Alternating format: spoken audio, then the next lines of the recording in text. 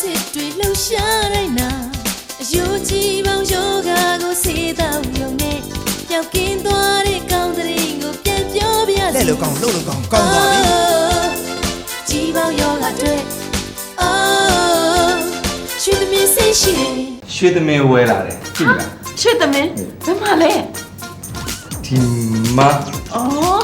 ဒါဆိုကြီးပေါင်းယောဂဖြစ်ရင်ဒါကိုလိမ့်အစစ်မျက်နှာချင်းထုတ်ကြိုက်ခိုင်းဒါကိုလိမ့်ကောင်းကြိုက်စစ်ချောတဲ့လေးပင်နာဒါကိုလိမ့်ဒါတောက်စီပေါ့တောက်အော်ကြီးပေါင်းသေးဆိုရင်ရွှေသမင်းပေါ့နော်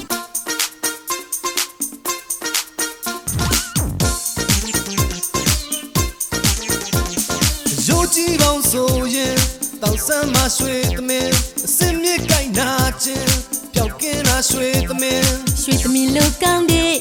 စီမျိုးရှာစမ်းပါရွှေသမင်းတောင်းရင်နဲ့ပြန်ကောင်းသွားတာသိတာကြီးပေါင်းယောဂအတွက်ဘာမှပူစရာမလိုလိမ့်စိမ့်လိမ့်ယုံနဲ့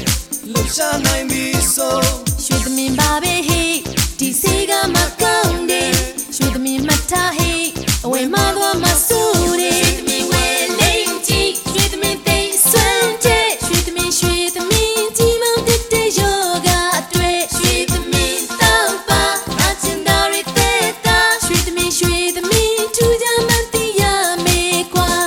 အသေးကြီးတော့ယူရင်တော်ရုံစင်များမှာကြိုက်ခဲမှုစကြောထုံးလူကောင်းကြိုက်ချင်မှာရွှေသမင်းဟာဒီကလေးပဲနာယောဂထုံးကျင်မှုများကစင်ကင်းဝင်မဲ့စေပါ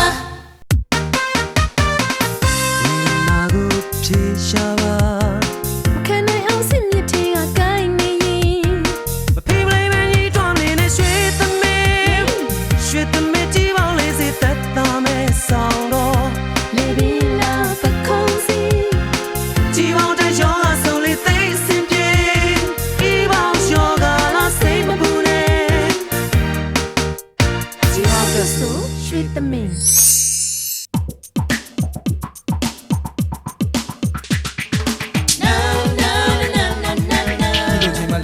ကြောအားပဲအ